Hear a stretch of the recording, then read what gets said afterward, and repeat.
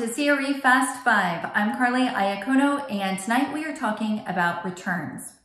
As consumers demand free shipping, cost savings, and frictionless returns, it's becoming harder and harder for retailers to keep up.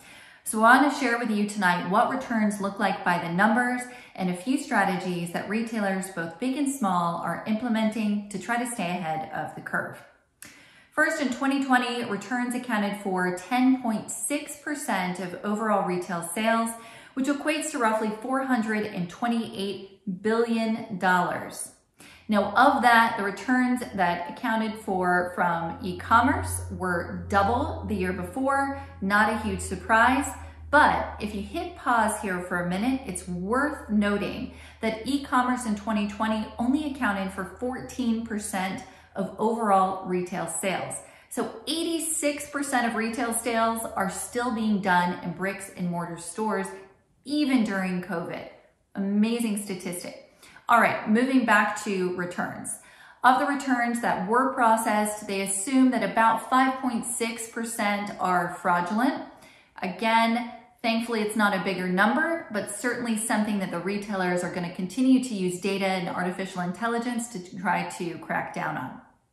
Now, there are a few categories that really stand out as being high return items. The number one is auto parts. 19.4% of the returns were from the auto parts category. Apparel, no surprise, comes in number two at 12.2%.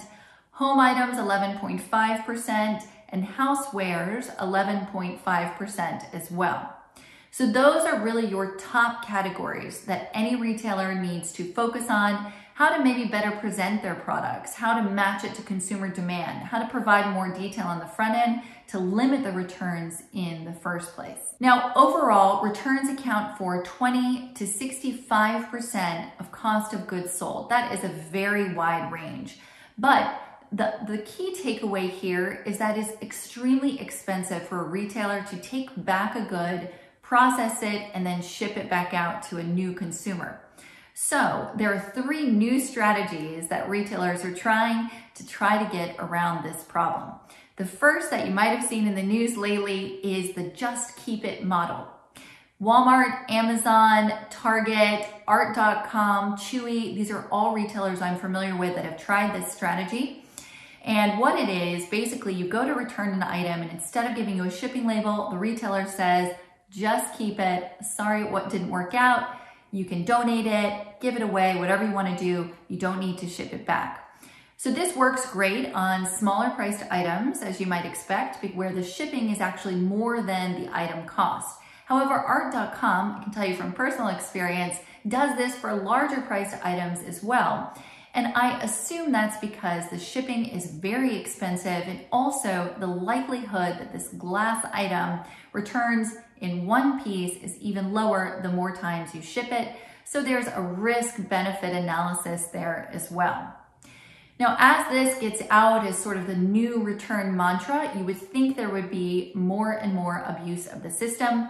Thankfully, retailers have not seen that to be the case yet, but they are using artificial intelligence and data to track return behaviors and then segment out people who are taking advantage of this just keep it strategy on a sort of, let's say, heightened basis.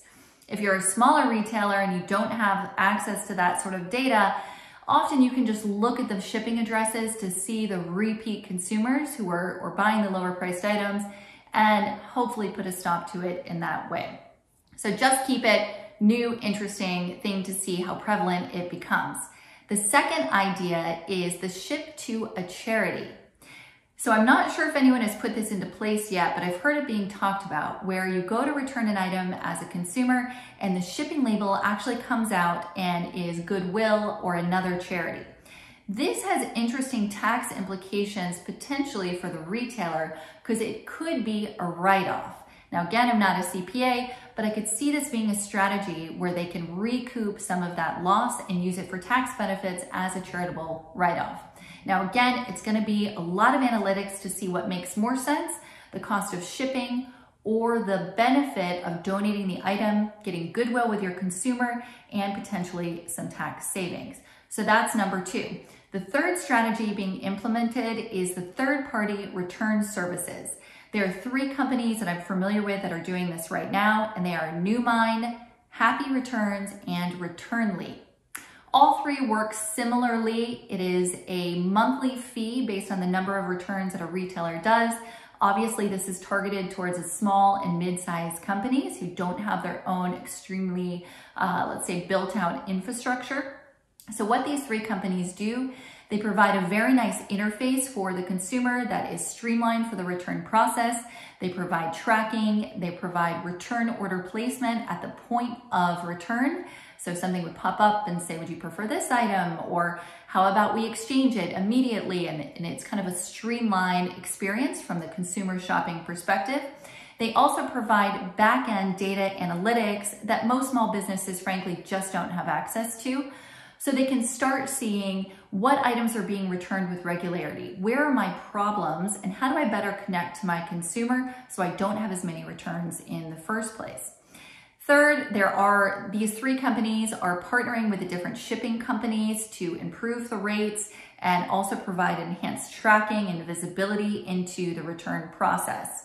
And finally, they are taking care of anything that the retailer doesn't want returned in a various way. So maybe it's just keep it. They're helping the retailer figure out what items would work best for what return strategy. So I'm happy to see some companies emerging that are helping these smaller and mid-sized retailers stay competitive and deal with the issue of returns.